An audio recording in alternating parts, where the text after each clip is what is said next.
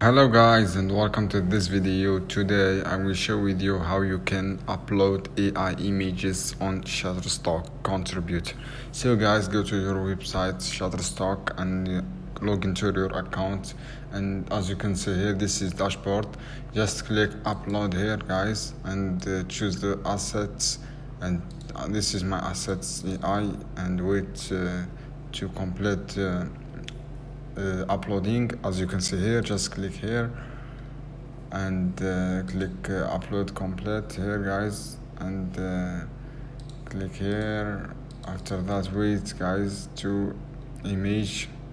This is image uploaded, and wait a minute guys, and this is my image guys. Just click here and click edit, and after that choose the keyword guys, and this is some keywords, and choose the title here, description.